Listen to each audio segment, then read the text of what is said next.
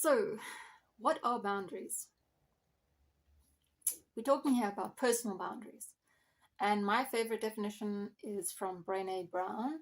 She explains that personal boundaries are what is okay and what is not okay for me. If I said to someone, my boundary is that you mustn't shout at me, that is not a boundary, okay?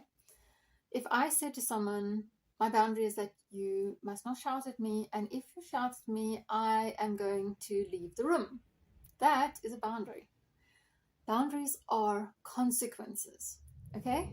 So while most people think of boundaries as the things that they tell other people to do or not to do, that's not it at all. Boundaries are the consequences that we respect ourselves. So if not having people shout at me is something that is very important to me, so it's my boundary, then in order to set and maintain that boundary, if someone starts shouting at me, I need to get up and leave the room.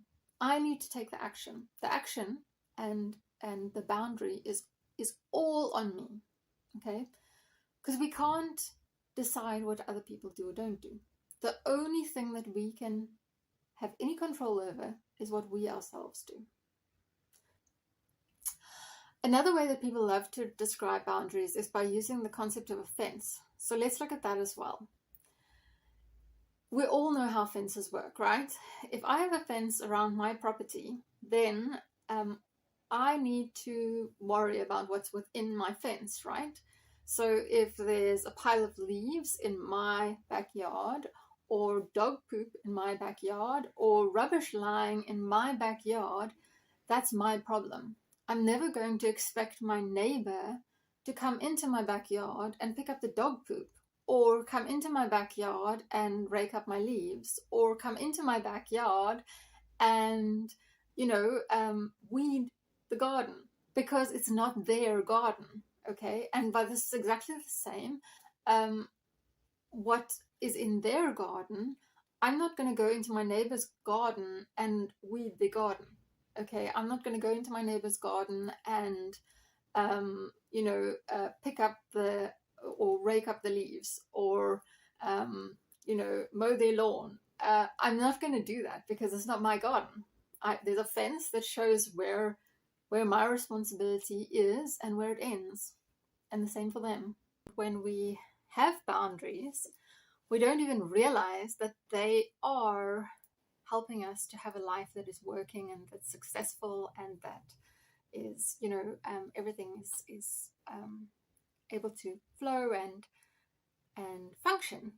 And if we don't have boundaries, we usually aren't realizing that one of the reasons why we have chaos and problems in our life is because we don't have boundaries. So they're very sneaky little things.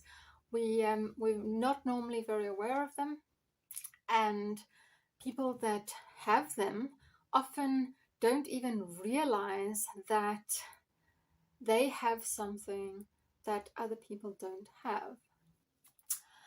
So if we think about boundaries with these two ideas in mind, the one that it's all about consequences, and the other that we each have a fence, which is where our boundaries begin and end. That is a very good way to start on this journey of what boundaries are and what they are not. So I love to open people's eyes to this. I love to help people to just realize that you have this toolbox in your life that you control,